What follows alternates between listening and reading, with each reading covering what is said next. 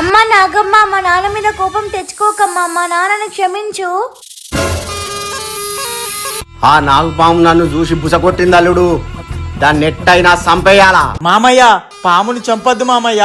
ఆ పాము ఎన్నో జన్మల పగపడుతుంది. పగలేదు, మంట పెడితే పొగలేదు. నా కూతుర్ని ఏమార్చి ఆ నాగుపాముని ఎలాగైనా చంపేస్తా. చంపేస్తేనే పగ తీరుతుందా మామయ్య? పగ కోసం కాదల్లుడు, ఆ నాగుపాము నోట్లో ఉన్న మణి కోసం చంపేస్తా అంటున్నా. అవునా?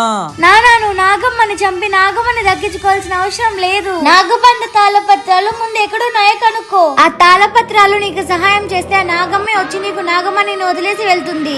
మరదలేంటి తాళపత్రాల గురించి మామయ్యతో మాట్లాడుతుంది? అసలుకే తాళపత్రాలు మా ఇంట్లో ఉన్నాయంటే. అయితే ఆ తాళపత్రాలు ఎక్కడున్నాయో కనుక్కుంటా. ఛీ, ఇన్ని రోజులు నువ్వు నాగభక్తురాలనుకున్నా గానీ మీ నాన్నకు ఆ నాగమణి దొరకడానికి సహాయం చేస్తావనుకోలే. తాళపత్రాలు దక్కించుకోవాలంటే ముందు నన్ను తాకాలిగా. నిన్నెందుకు తాకాలి? ఏం మాట్లాడుతున్నావు? నాలుగు దిక్కులే నువ్వే దిక్కని మొక్కే నాగమ్మ,